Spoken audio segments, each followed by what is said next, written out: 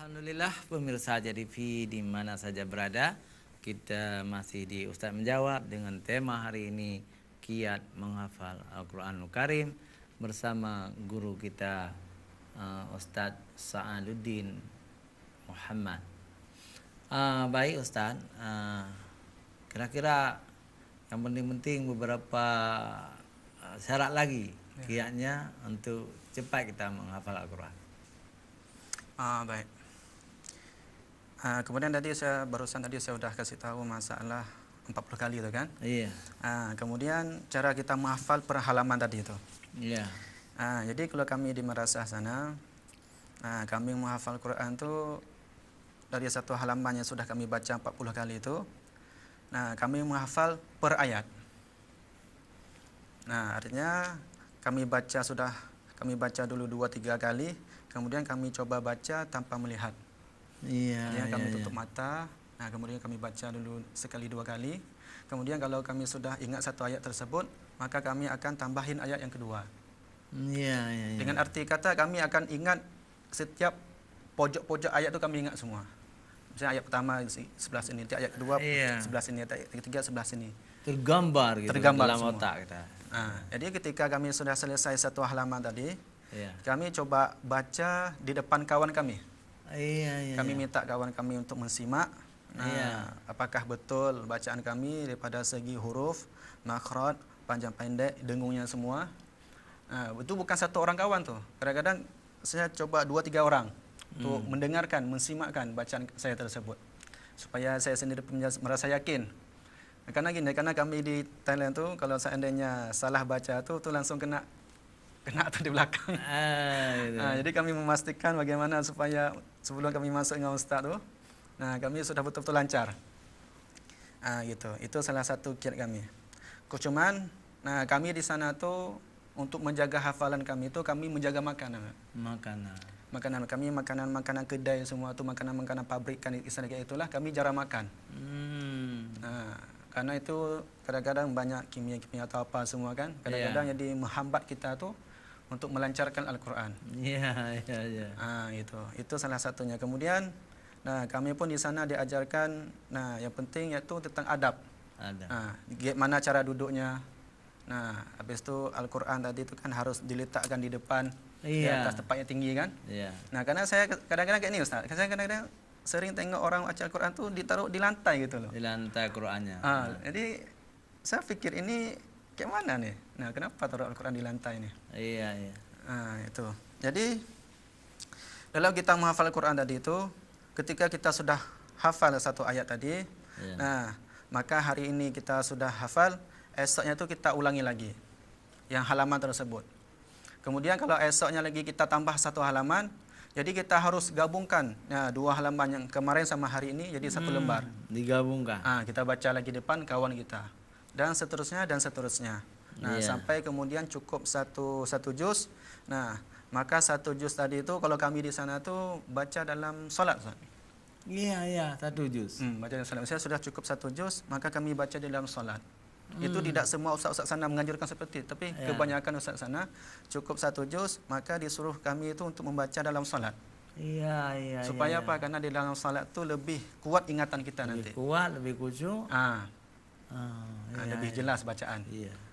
Jadi kayak itulah salah satu kami yang kiat-kiat di sana tuh untuk menghafal Al-Quran. Jadi menarik sekali tadi pagi kan kita salat di Masjid Raya Fitur Rahman. Iya. Ya. Ketemu mantan gubernur, mantan menteri. Doktor Insinyur Anwar Abu Bakar. Iya. Apa dibilang sama Ustaz? Beliau sedang hafal Quran. Sedang hafal Al-Quran. Iya, Masya Allah. Sudah 1 juz. Allahu Akbar. Padahal baru sekarang. Baru mulai usianya sudah 65 beliau. Iya. Tapi menghafal Quran. Itu kira-kira orang tua itu menurut Ustaz. Ya. Kalau serius dia sungguh-sungguh bisa juga ya? Bisa. Untuk masalah menghafal tuh ya sebenarnya yang pertama tuh kan itu rahmat daripada Allah Ta'ala kan. Seseorang menghafal tu kadang-kadang muda pun nggak bisa hafal juga. Ada setengah tu kadang-kadang orang-orang dulu kita baca kisah-kisah mereka tu umur 40-50 tu menghafal Al-Quran. Jadi umur tu sebenarnya bukan penghalang untuk kita menghafal Al-Quran. Cuman kemauan. Cuma kebiasaan tu kadang-kadang yang muda tu lebih mudah. Yang muda-muda tu lebih mudah karena ingatan masih bagus. Sedangkan yang tua-tua tu mungkin ya harus banyak usaha sedikit. Nah, untuk menjalani rutinitas ya kan. Lebih-lebih lagi untuk banyak-banyak kesibukan yang lain kan. Sehingga mengurangi konsentrasi. Iya, baik Bapak Dr. Insinyur Adwar Abu Bakar. Mudah-mudahan Bapak menjadi qari tertua. Bukan qari, al-hafidh ya. Kejar terus Pak. Serius, insyaallah Allah akan membuka hijab dan Bapak menjadi al-hafidh nanti, siapa tahu luar biasa. Kan ada madrasah sana kan? Ya, konon menurut cerita Bapak tadi Ibu juga sedang menghafal Al-Qur'an. Sama-sama. Luar biasa Ibu Mutia atau Abu Bakar. Baik pemirsa Aja TV, saya buka SMS. Ini pertama kali dari Abi Husaini Ahmad. Assalamualaikum warahmatullahi wabarakatuh. Waalaikumsalam warahmatullahi. Ustadz, saya ingin bertanya, apakah ada dalil-dalil baik Al-Quran maupun hadis tentang perlunya kita menghafal Al-Quran?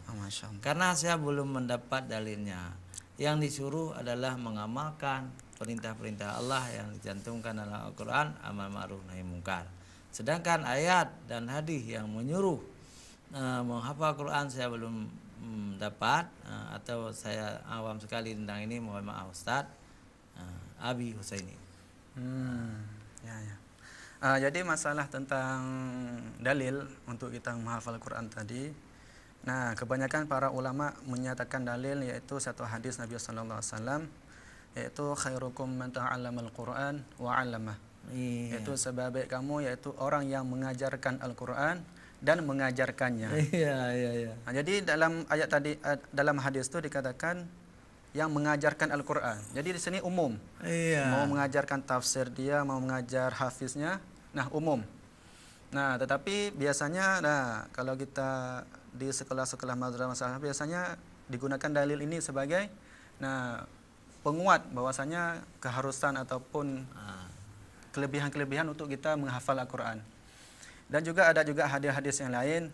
Nah, seperti dalam hadis Nabi juga dikatakan bahwasanya orang yang sudah hafal Al-Quran 30 juz, ya kan, nanti di akhirat nanti Allah Subhanahu wa taala akan memberikan mahkota yang terbuat daripada barang-barang di surga, mungkin terbuat daripada emas, yang mana cahayanya tu lebih terang daripada matahari lagi. Yang mana ketika orang tua tadi kadang-kadang tidak tahu kenapa Allah Ta'ala memberikan saya kemuliaan seperti ini. Padahal karena anaknya dulu ketika didinya itu sedang menghafal Al-Quran 30 juz. Ini satu kelebihan yang mungkin di dunia kita nggak dapat. Tapi ini semua perkara ini adalah perkara-perkara akhirat semua. Ya, baik pemirsa TV, sangat menarik hari ini. Jangan kemana-mana, kita kembali setelah jeda iklan berikut.